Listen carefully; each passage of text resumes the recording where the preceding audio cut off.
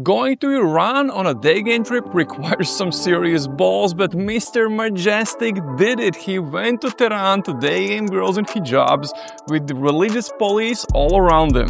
In this podcast episode, he's talking about all the loopholes he had to go through to set up a trip like that, how he did day gaming there, and how did the local women react to a foreigner chatting them up. As usual, when I have guests on, this podcast is audio only to preserve the privacy of my guest. Before we jump in, quick update about coaching spots. All the coaching spots in Europe until the end of July are already booked, but there are a few spots left available starting July.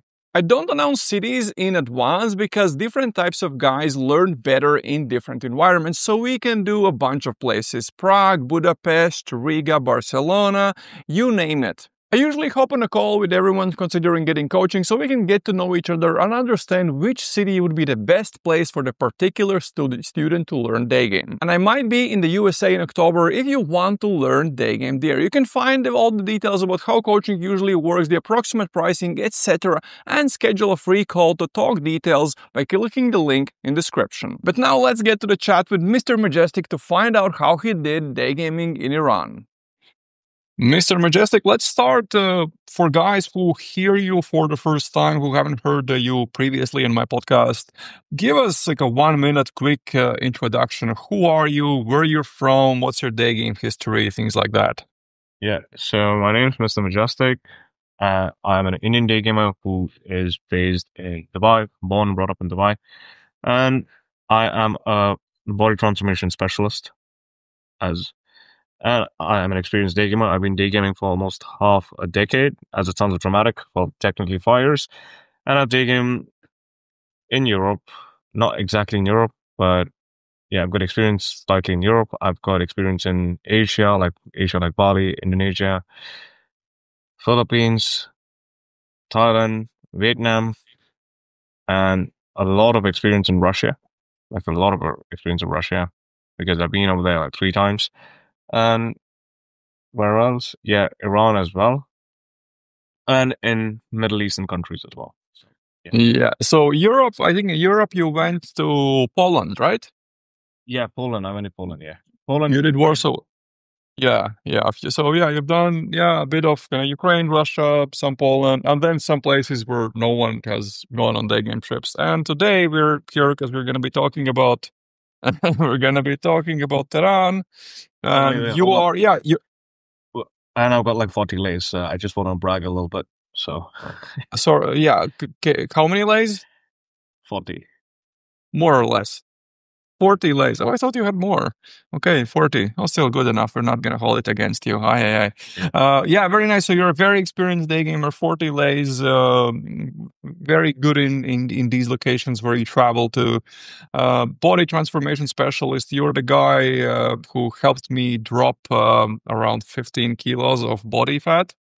And now I'm moving in the other direction, adding some muscle mass on top of my, non-fat body anymore. Listen, dude, why the hell did you decide to go to Iran? How did you end up there? I mean, and like, I had the past reference experiences. I went to Russia for day game. I mean, let's face it, who has been to Russia? The stereotypical cliche weirdo day gamers who have introduced the London day gamer model back in the day. No one else. So my first day game trip was in Russia, basically. So, and it turned out to be pretty successful. I do really well in Russia. So I was like, let me go to Iran. And with regards to where I do day game, which is my home country, whenever I do come across Persian girls, they respond pretty favorably to me. So let me just check it out. And it's an untapped territory. So why not? Because that basically was it. Yeah, it's a very, I know people, I've been interested in Iran just because of Persian girls. They're very beautiful and because of that aspect. And it sounds that you made the choice to go on this trip for similar reasons how I ended up in Argentina for the first time, because in Mexico, I just realized that most of the hot girls I opened were from Argentina. Yeah. And then I thought, well, I might as well go to the source. But I think by the end of the podcast, the listeners will realize that me and both Me and you both, we came to the same conclusion when it comes to going to the source. Yeah. How much research did you do before going to Iran? Like, did you know kind of what you're getting into, what to expect, or? Yep. Okay. So with regards to game-related research for Iran, there's not much out there. I mean, most of the day gamers approach like they write down like approach the Persian bird in central London today, approach the Persian bird in Canada today. That's not really reflective of how an actual Persian bird is. Like that's like forming a conclusion about that's like forming a conclusion that all Russian girls are sugar babies because you day gamed in the Middle East. Like that's absolute rubbish. So with regards to the game related knowledge on Persian girls, there's not much out there. Now, but there used to be one Persian guy in the chat with whom I've had like a bit of a back and forth, and I've stayed in touch with him over the years. So I did ask him. So he was like a bit of a blessing in disguise when I went over there. But with regards to logistics, it's an absolute nightmare over there. If you don't have a friend in Iran, you're screwed because you can't really get a girl back home unless and until you get like a marriage certificate. You can't really. You gotta have like the Iranian alternative for the Airbnb, which you can't really book in if you don't really have an Iranian credit card, which is like another nightmare. And luckily, I've got like an Indian passport, so that allows me to travel to Iran visa free because weirdly, my country and Iran have like a pact. So from the logistics end, and this is really really important. A lot of people oversee logistics. They just go like, "Ooh, are the bills easy? Let me think about Pussy Paradise, and then I'm probably gonna go and travel to another country." Like, no, no, no, no, no, no. You gotta look at all of this. Make sure that your house is like right next to the main streets. And yes, alcohol is a strict no-no over there. There's not even a single bar. So, like, to all the day gamers who grow a pair of balls after having like 2 drinks and they start like being really charismatic and charming on the date, how you guys are gonna actually do dates without alcohol? Like, that's like another factor. Then, yeah, can you like kiss in public? That's like another thing. So I did do my research around all of this, but with regards to how Iranian girls are, there was not much out there, and I mean, it's the same everywhere. Girls are girls everywhere, to be honest. Girls are the same everywhere. I mean, biology is So biology, let's right? let's break this down step by step. So let's start with logistics because you said okay, you need. So is it possible to book accommodation without having an Iranian friend? No, no. There's like Because no booking, no Airbnb, nothing. Yeah. you can book in hotels, and you can do it without a credit card. You can probably email the hotels, and they'll probably give you a voucher, and then you can pay them pay them with cash on the spot. But if you want to get a girl back home, you got to show a marriage certificate, hands down, because like the law doesn't really allow. It doesn't So how do really you allow. solve this? How do you solve this? Well, my dad my dad can speak Persian, as a result of which he used to do business with a lot of Persian businessmen. And then I told my dad like, hey, I'm gonna go to Iran. Like, you got a connection, you got a friend, and he sorted that out. And yeah, that basically was it. So So you had a my place where if you pull, then you can pull to that place with no questions about are you guys married or anything like that. yeah, it's more of like an Airbnb because Iran does have its Airbnb alternatives, and the same I face the same thing in Russia as well. Like there's no Airbnb in Russia. There's Yes.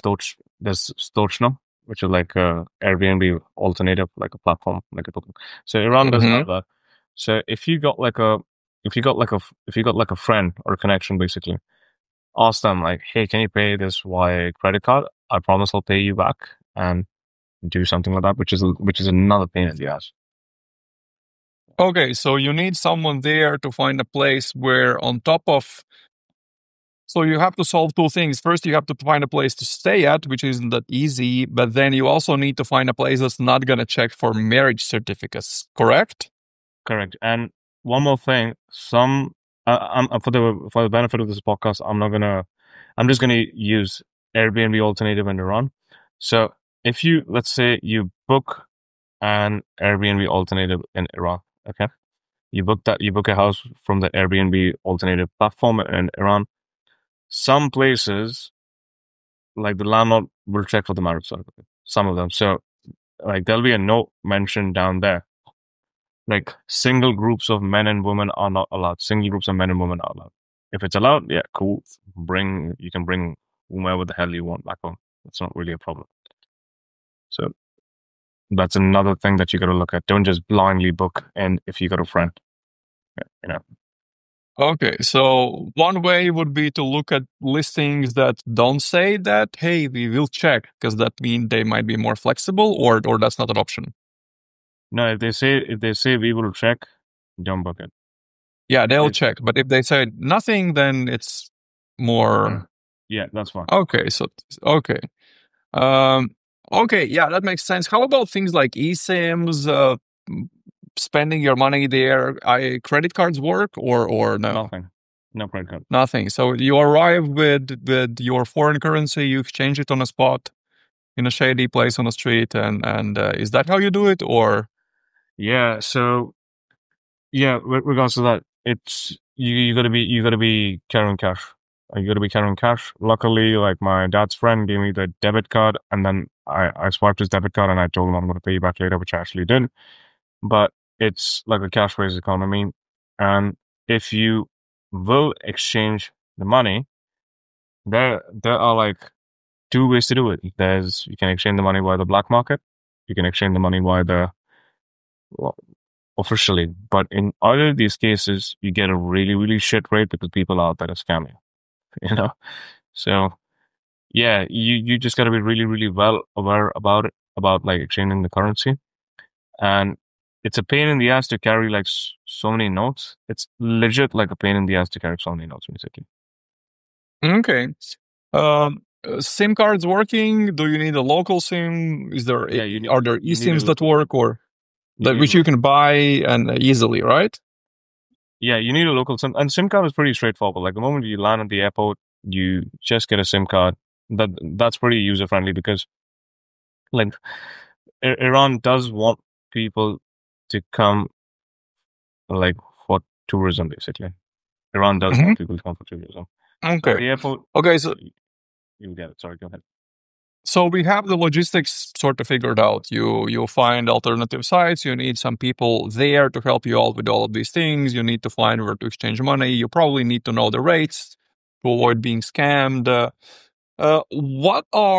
Before we get into Daygame, what are some of the social rules that you have to follow? Because you said, okay, can you kiss in public? Yes or no, kind of things like that. So what are some of the social norms people have to know before going to Iran? Like, you can't make out with a girl in public. You can't kiss in public. Yeah, you can hold hands and stuff. That's not really a problem. You can kino, you can hug. That's not really a problem, but that's a strict no-no. Then alcohol is a strict no-no. Like, don't even carry alcohol. And yeah, that basically is it.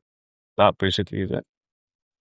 So, okay, this sounds like a typical religious country when it comes to things you can or cannot do on the street, like with a girl. Like, it's religious on surface. It's religious on surface, but once when you get to know the people are like super anti whatever religion. I'm not gonna name the religion much here.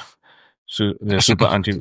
Yeah, they're super anti-religious, and they try to overcompensate by being liberal, by getting like tattoos, piercings, by drinking alcohol in an underground manner, like from the underground market, by taking substances, etc.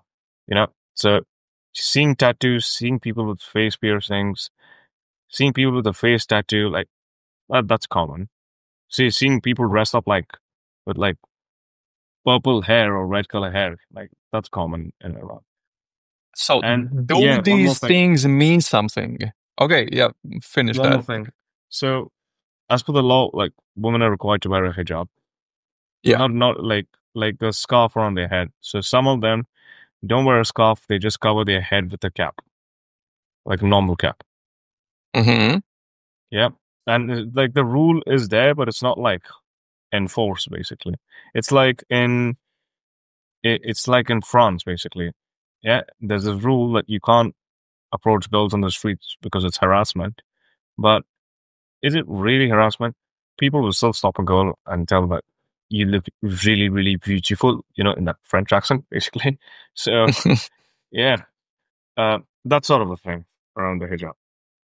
Okay, so the question I started asking is you were talking about tattoos, piercings, even face tattoos, colorful Yeah. hair. Are these signs that these girls are more liberal and it's more worth approaching them, or is it just a facade and it doesn't really translate to, I don't Yeah. know, dating culture?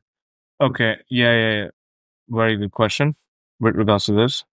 Um, yeah, very good question, basically. With regards to this, basically, um, let's say Europe is liberal, right? Even Russia is liberal. Yeah. This is rubbish, which is, again, I'm just answering this question with another example because that's how people are going to understand. Compared to the Middle East, compared to a traditional Muslim country, a place like Russia is liberal, right? Hmm. What do you, yeah? Because, yeah, it's Eastern Europe, but it's still the West, right? So, It's liberal, yeah, of course. yeah. So, even Serbia is liberal. Even Serbia is liberal. Serbia is definitely liberal. Yeah. Basically, like the whole of Europe is liberal as a whole. Yeah, like some countries are relatively less liberal, but it is liberal in absolute terms. Like, let's not. Yeah.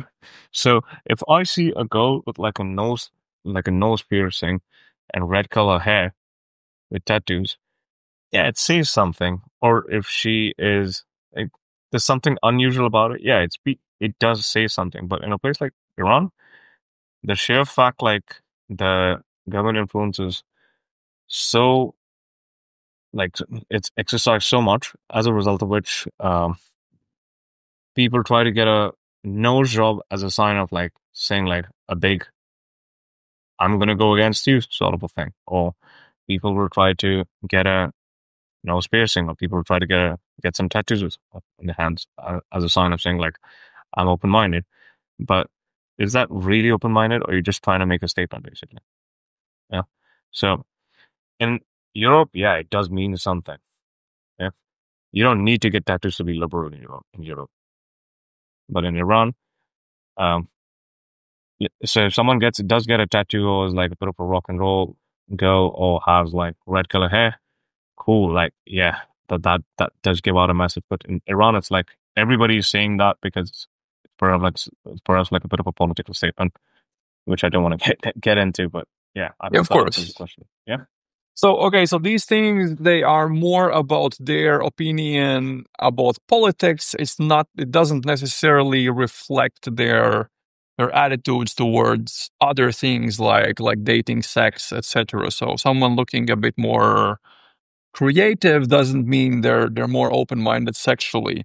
Um, so let's get down to talking about Daygame, and let's start with Yeah. some simple things. How was the quality compared to what you were expecting? It was not that great. Yeah, it was not that great like the way I had it at the back of my head because, um, look, man, any girl can look beautiful with enough modifications. It doesn't really matter on the nationality. It's just that, like, in places like these, modifications are like super cheap, as a result of which everybody gets that, right? But whereas if you see a Latina girl, like, if you see a Latina girl basically without any modification, she's probably gonna look not so great. She's gonna look like a normal girl, right? So, yeah, the thing is, modifications are super cheap over there. It's like, bam, the moment the girl turns 16, 17, or 18, like her birthday present is a nose job. As a result of which, nose is modified. Yeah, she's got a nice little face, basically. That's it. Yeah, are there? So that way, the quality was actually good. Otherwise, it was average, basically. And Are we talking faces? Are we talking extra weight, only faces, or only faces, like just the only nose. faces?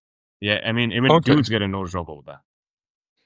so everyone has a nose job in Iran, is what you're saying? Not everyone, but it's like, how do I say this? It's like seeing it's like purchasing vodka from a grocery in Russia. It's not like everybody drinks it, but it's like easily available. Like every third Okay, person has it. Yeah. so. But how? Okay, everyone or like a lot of people have nose jobs, and because of that, their noses look better. But how do they look overall? Like, are there a lot of people that are maybe overweight or obese, or are they more or less in shape? What is that shape? Yeah. Are they cute in general, or what's happening in those terms? Yeah. Okay, that makes sense. Yeah, so like they're cute and pretty. It's not hot. They're cute and pretty. That sort of a thing, right? You go to a place like Asia, like Asian girls, genetically, stereotypically are cute, basically, like the ones who are actually bothered taking care of themselves.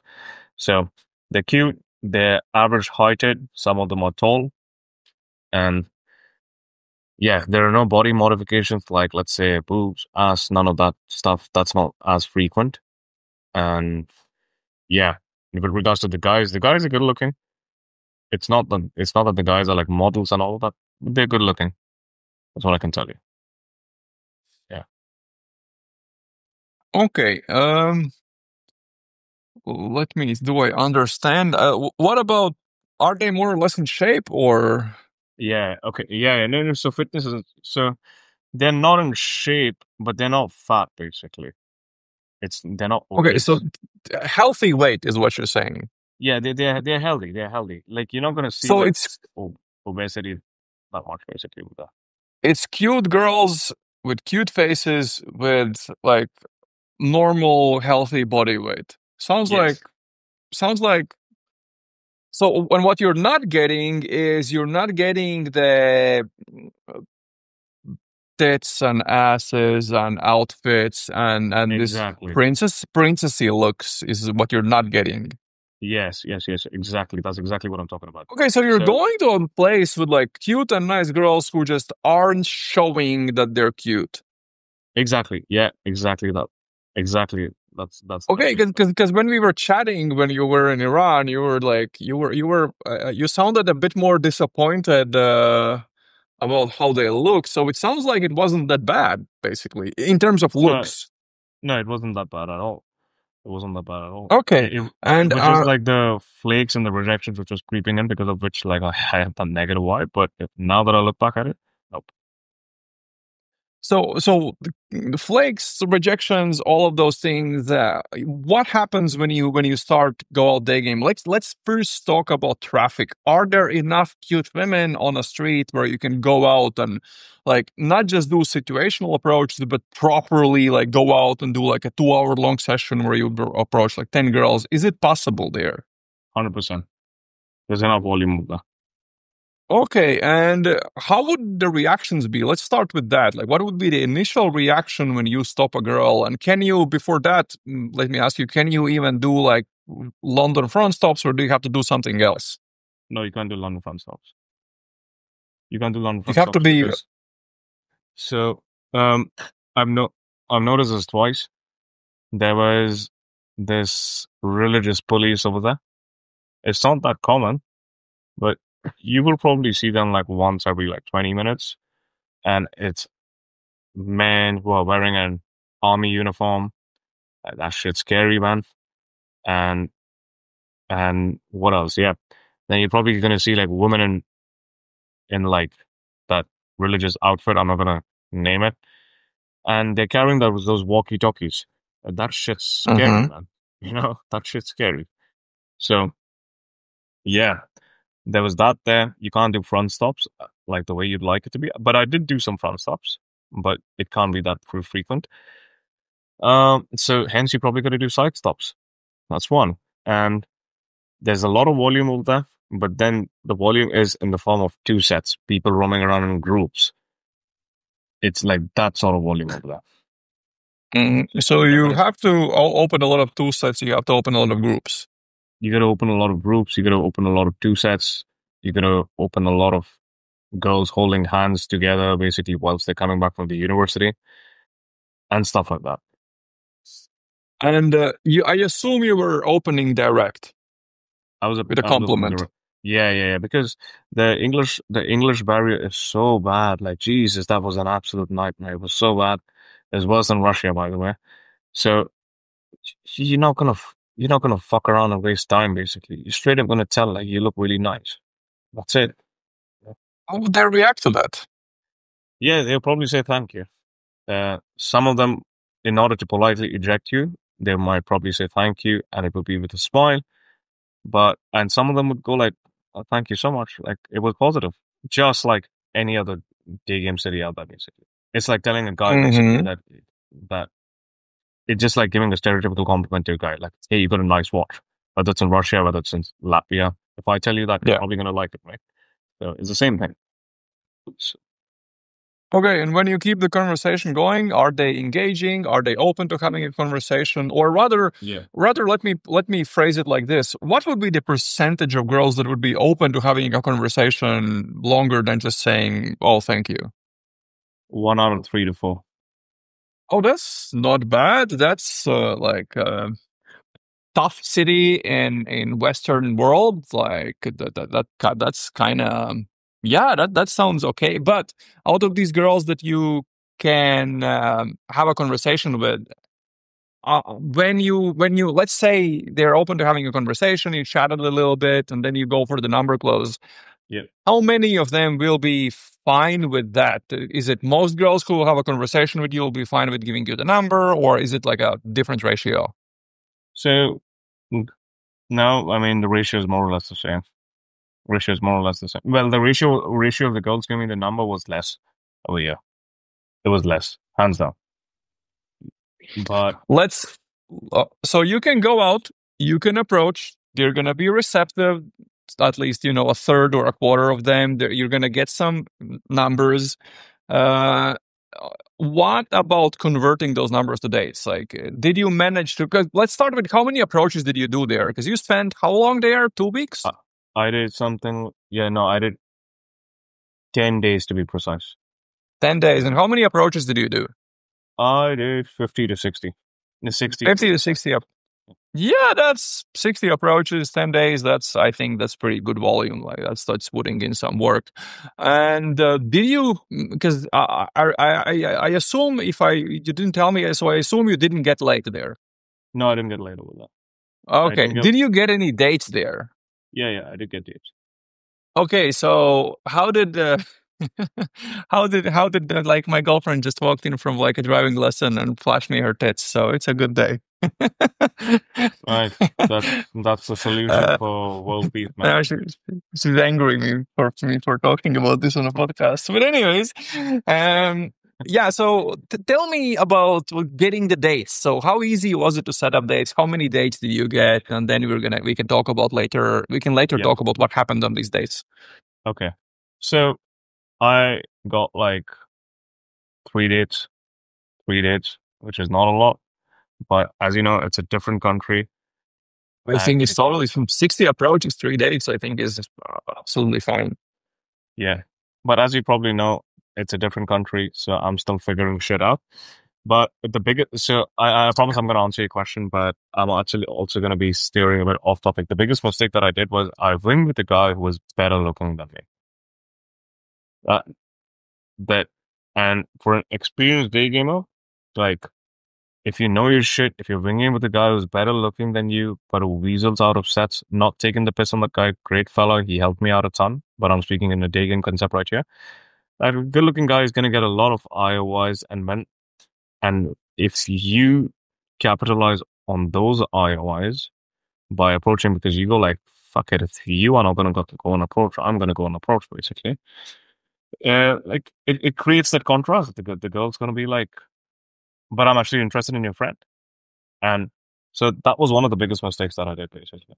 Did they actually say that? Or No. But you probably develop a sixth sense or like a feel for things, if that makes perfect sense. Like when you do this long enough, you notice like, okay, she's looking at this guy rather than me, basically. Now that doesn't make me feel insecure or something like that, but I'm out to get laid. So yeah. And so that was one of the biggest mistakes that I did. And hence, like, with regards to things, moving ahead, I'm probably going to, like, be gaming solo. Like, because wings have probably been a not so great idea. So that's one. What was your question, man? I forgot. So converting Yeah. numbers to dates. So how easy was that, and how all of that looked? It was like it was painful. But if the girl is into you, she'll probably come out. If the girl is not into you, she won't come out.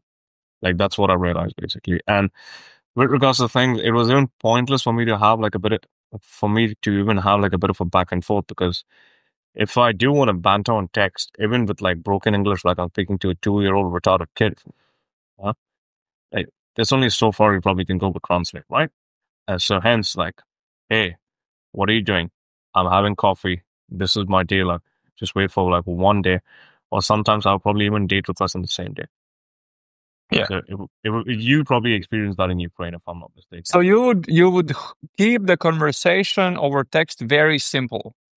Yeah, yeah. Did you filter for girls that speak English in any way, or were you fine with doing these Google Translate dates?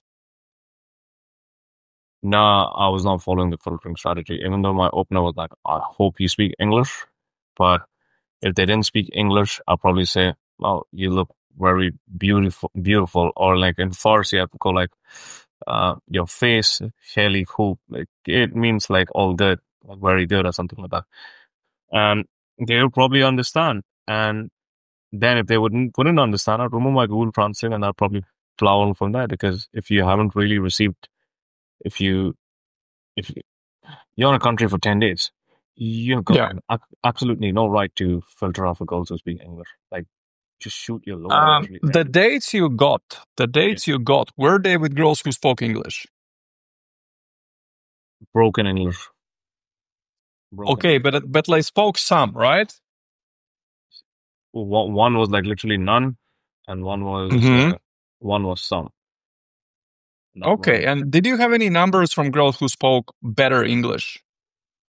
Yes. Yeah. In fact, like, But they flaked. no, they didn't flake, basically.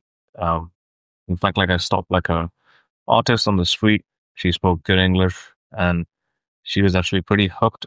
And then we agreed to meet like later in the day. But she's like, I can't promise. You know how they have with time management. So Yeah. yeah, and the next day we were Okay, supposed to okay, meet, but she flaked as well. But she spoke proper English. okay. So did you see the correlation? What I'm trying to understand is whether you saw correlation between her English level and them coming out on dates. Just one, just one, but like one is not really enough for me to even have like Of an. course. No, we're yeah.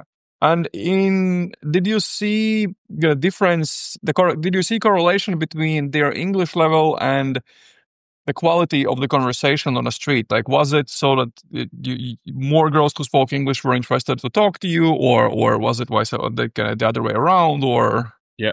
So I surely saw like more of a banter, basically, more of a banter element, basically, in the conversation when the person spoke English.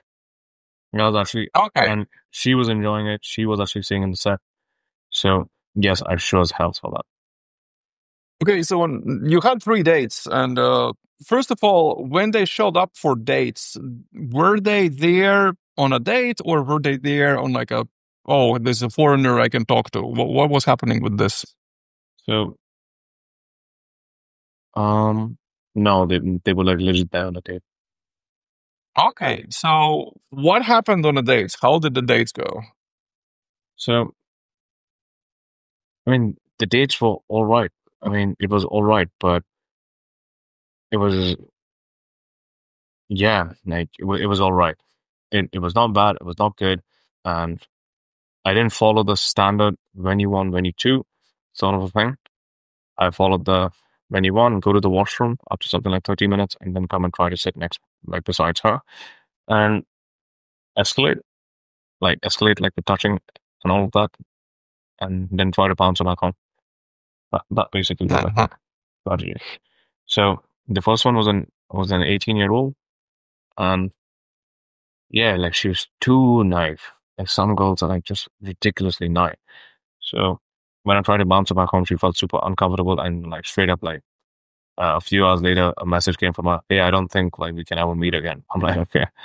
So yeah, that was like the first one. The second one was like a hippie artist who didn't have a home, so I tried to bounce her back home, and she said like, I'm not gonna come back to your place. It's too fast.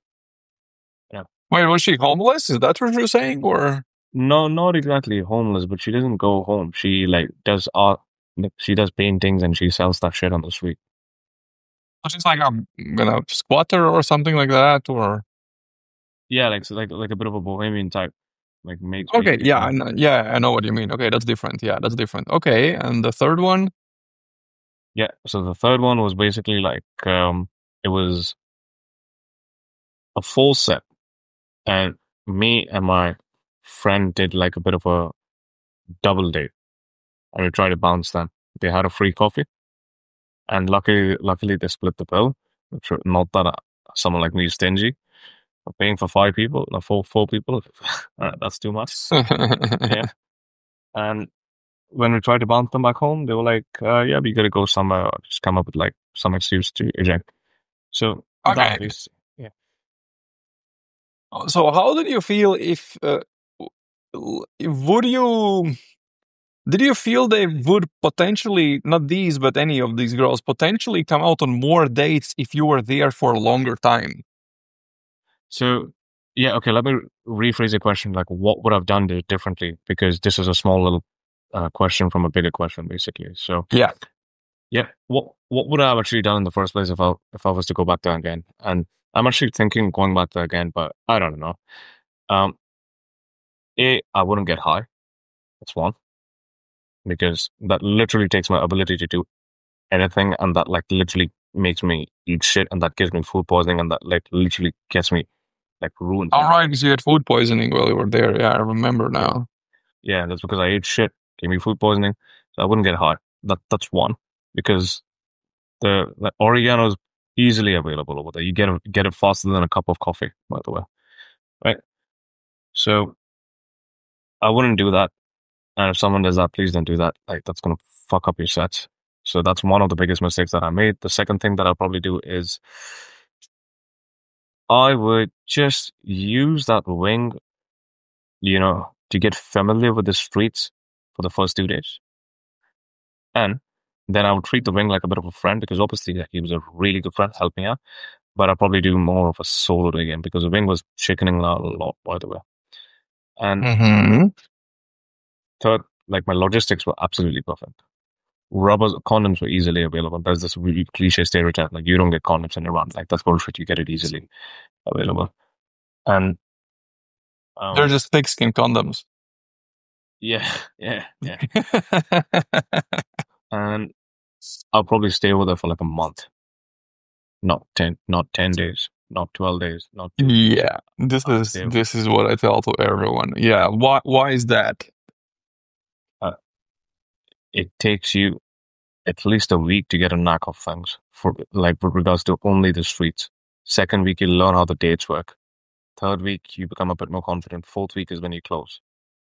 And like, um, again, I'm not saying this about women in a derogatory way, but they are awful at time management. Like the way we do that, they're not like that. Like, so hence you avoid that problem with a lot of volume. So yeah, that basically is it. Instead of pissing or moaning about it or giving shit to them, please tighten up your game. So it applies to anybody going for a day game trip to any other country. You know, that basically is. This is what I would exactly do. Hmm.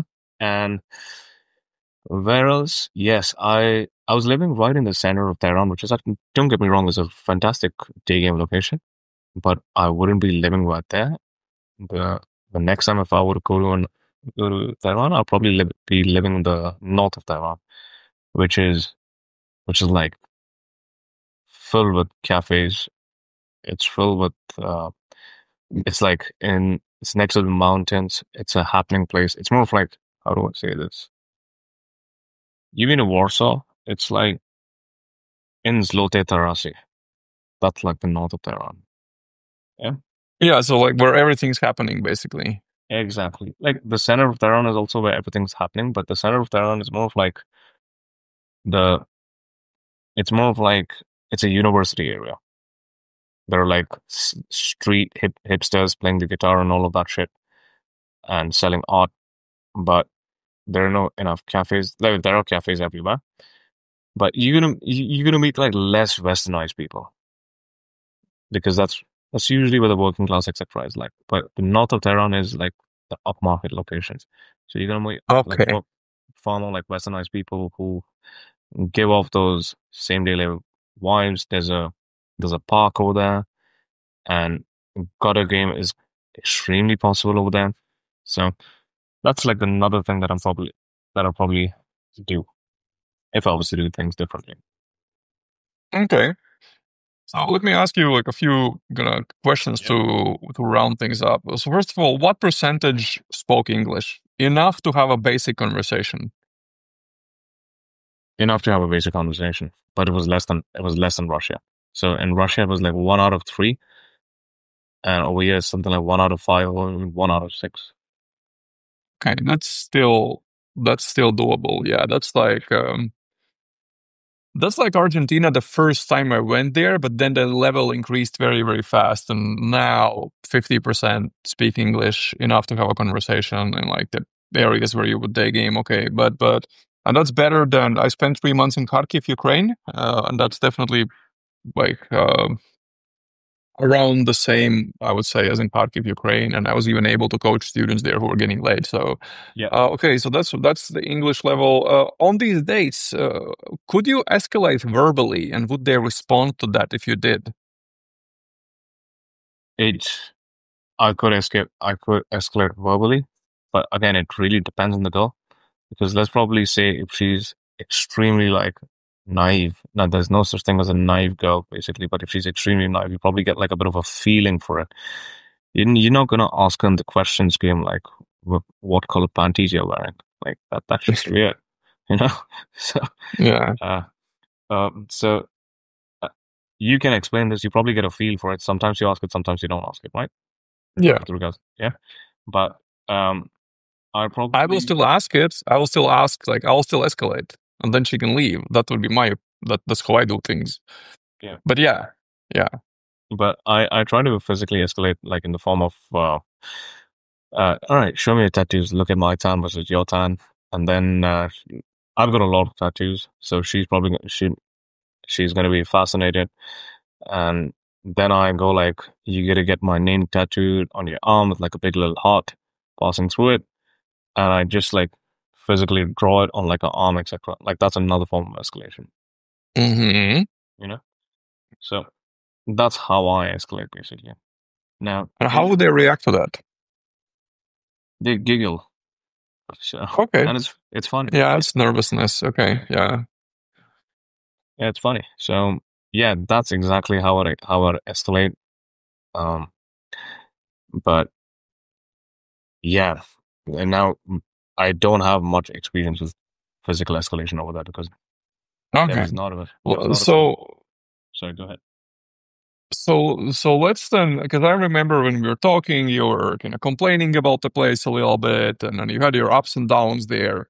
Now Yeah, that you're back in your city and you look back at it, if you could turn back time, would you go there again? Like, would you have done this if you had a choice again? yeah, I would probably do this again, but I'll do it like the way I described it. Yeah. And will you go again? Maybe one day. I don't know, man. Never say never. That's what Justin Bieber says, and every girl likes Justin Bieber. So, um, I don't know. I genuinely don't know. I genuinely don't know. Like, Okay. Anything else you want to share about this trip, or let's wrap up? yeah, yeah. So to all you people in the chat, right? If you guys don't have 30 lays and you don't know how to day game in your own country and you don't even know how to day game girls who don't speak your language, please don't think that you're going to go to another country thinking that, ooh, it's going to be easy over there. Like, it's not easy in Asia. It's not easy anywhere. All right. Like, please develop your damn skills. So, yeah, because like just the other day, I received a message from one of the boys in your group chat. And like, he was asking me, how's Russia like, man? I'm like, how many layers do you have? Uh, well, 3, man. I'm like, you don't have the right to ask this question, dude. So please, yeah. So please don't go to another country if you don't know how to. That's what. Yeah, yeah. Because the Especially, thing is, guys think that another place will be easier, yeah? And then it's not. Like, they're gonna go there, they're gonna spend a shit ton of money and realize, oh, turns out it's my game. But some people need that experience, and and unfortunately, but with regards to things as well, like to a beginner day gamer, you don't know how mentally taxing it is if you go to another country and you like you spend so much and you're like sitting in your Airbnb apartment like with your tool in your hand basically late in the night. It's like soul wrenching. So if you can't mentally handle that shit, please don't go to another country. Like please master your skill in your country. That's what I'd say. yeah, max out whatever you can in your country before going to another one. There are cases where people should go to easier countries, but that's after maxing out their own country and doing everything they can to improve their game. But yeah, Well, Mr. Majestic. Yeah, if you're a dyslexic 60-year-old white dude, basically, you know, who's in a wheelchair and he's searching for a wife, by all means, please go to Bangkok. You know, so, but other than that, like, please, like, do whatever the fuck Robert tells you to do. That's what I tell people. yeah. Mr. Majestic, thank you very much for doing this. If people, do you want to share some of your, is there a way people can reach out to you? Is there a way people can maybe, if you're interested in sharing your socials for what you do for a living or anything like that? Because you are the guy who basically, I've tried losing weight in a healthy way in the past, and I never got to a level where I can see my abs, and you're the guy who got me there. So if you want to share anything about that, if you feel comfortable doing that, then let guys know how to find you.